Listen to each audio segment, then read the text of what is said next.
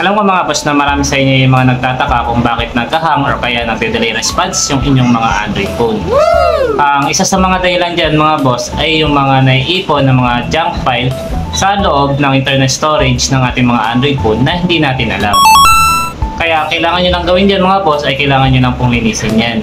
At for disclaimer lang mga boss, kaya ko to ginawa tong video na ito ay para lamang po sa mga tao na hindi alam kung ano yung gagawin nila para kahit paano ay mabawasan yung pag-hang or kaya pag-lag ng kanilang mga Android phone. At yung ituturo ko po sa inyo ay karamihan naman po ng Android phone ay meron ito. Subalit, marami po ang nakakalimot na gamitin po ito. Kaya nangyayari, naiipon po yung mga junk files sa loob ng internal storage ng kanilang mga Android phone na nagiging dahilan kung bakit nag-hang or kaya nagde-delay responses yung kanilang mga Android phone. Ngayon, kung gusto niyo na pong malaman kung paano po yung gagawin, ipanoorin niyo po ito at sana po ay makatulong sa inyo.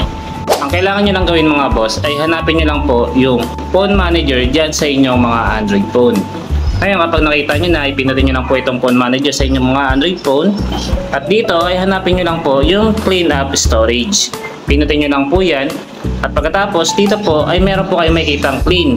Ito pong nakikita po ninyo sa cellphone ko na 1.17 GB, ayan po ay mga junk file na naipon dito sa aking Android phone. So sama-sama na po yan mga boss, kasama na po yung mga caches sa mga phone application at yung mga in-install at in-install ko na mga phone application. Ngayon, pinutin nyo lang po yan para po magkaroon ng free storage yung inyong mga Android phone at sa pamamagitan nun ay mas kaganda po yung performance ng inyong mga Android phone. Kasama na rin po doon yung mga phone application na naka-install dyan sa inyong mga cellphone.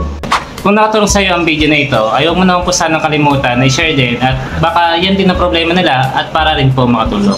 Yun lang mga boss, marami po salamat sa inyong panonood.